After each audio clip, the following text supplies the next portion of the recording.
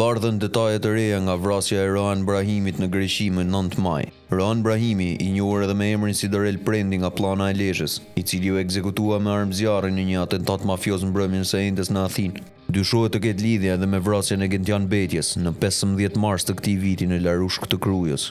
Një nga personat arrestuar nga policia si transportues i vrasësve, Ilir Beqaraj, rezulton të ketë lidhje miqësore me të, konkretisht kunat me Rohan Brahimin. Ky i fundit, në bashkëpunim me grupin e Nikles, ka dyshimet e forta se kanë bashkëpunuar për të kryer këtë atentat. E po ashtu, dyshohen të përfshirë edhe në disa ngjarje të fundit të ndodhura në Kurbin dhe Lezhë.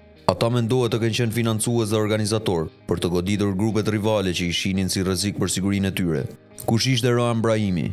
Rohan Brahimi, alias si Dorel Prendi, është një nga personat që dyshohet se ka pasur gishtë në atentatin ndaj Ylli Ibrahimit, ku vdiq Klisman Preçi, por pse grupi hetues po investoi kaq shumë në emrin e Rohan Brahimit? Rohan Brahimi ishte në kërkim policor edhe për ekzekutimin e të ndjerit Brillant Martinaj dhe miqve të tij në mbikalimin e Fushkrujës më 17 korrik 2022.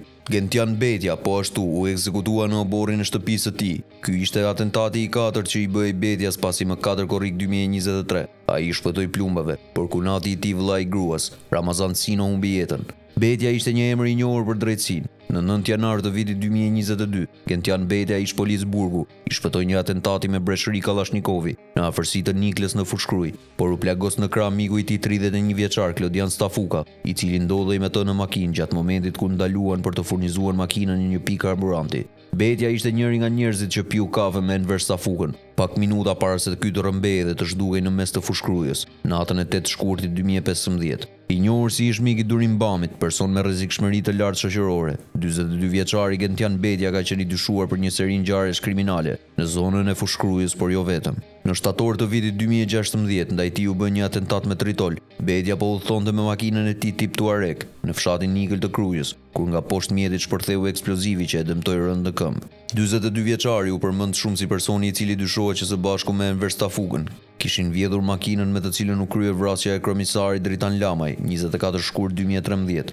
por me vendim gjykate Betja dhe Stafuka u shpallën të pafajshëm më 13 nëntor 2013, pasi u vlerësua se nuk kishte prova të mjaftueshme për dënimin e tyre për akuzën e vjedhjes në bashkëpunim. Gentian Betja është shoqëruar edhe për 2 atentate, atë të vrasjes së Ilias Çalit në autostradën Tiranë-Durrës në prill të 2022 dhe atentatit ndaj Mariklen Hakës në qershor të vitit të shkuar, por nuk u gjetën prova për të fajsuar si autor të dyshuar.